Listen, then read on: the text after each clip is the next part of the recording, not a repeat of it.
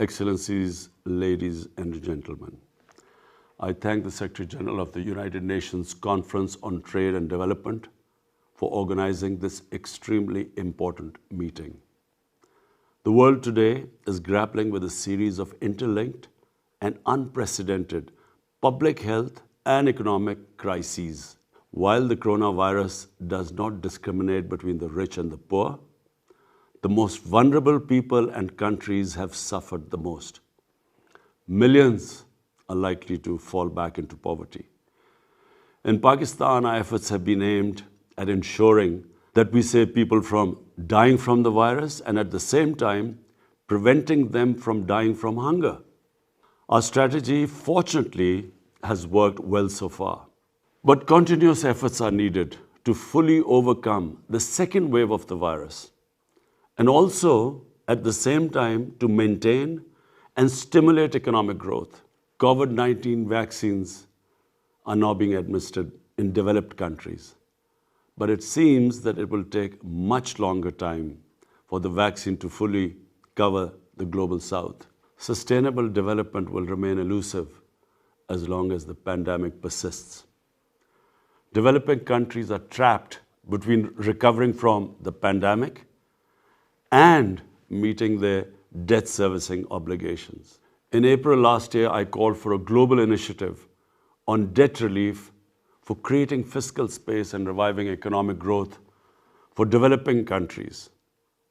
But I'm afraid much more needs to be done on this account.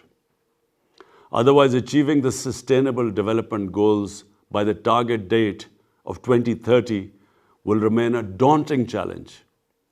Ladies and gentlemen, the pandemic also offers an opportunity to address the structural barriers hampering global prosperity and development. And for this, I propose a 5-point agenda. 1. A viable framework for equitable and affordable supply of COVID vaccine to developing countries. The coverage of the COVAX facility must be expanded. This would enable the developing countries to spend their precious resources on socio-economic development needs. 2.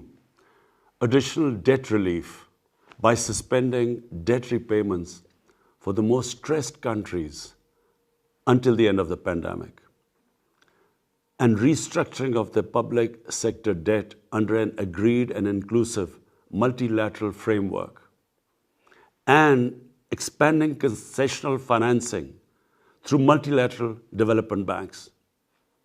3.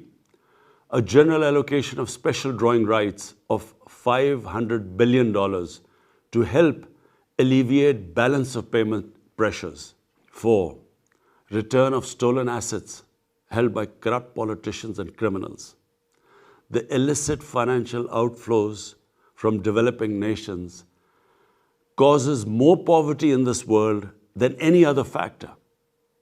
Reportedly, a staggering amount of $7 trillion is parked in haven destinations. And it is also reported that $1 trillion annually leaves the developing countries for these haven destinations. 5.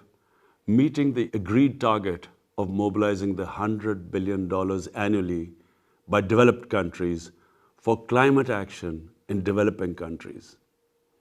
Ladies and gentlemen, economic malaise and recession, like the coronavirus, is highly communicable. Global policy measures along the lines I have outlined are urgently needed to save lives, revive economies, and build back better. I thank you.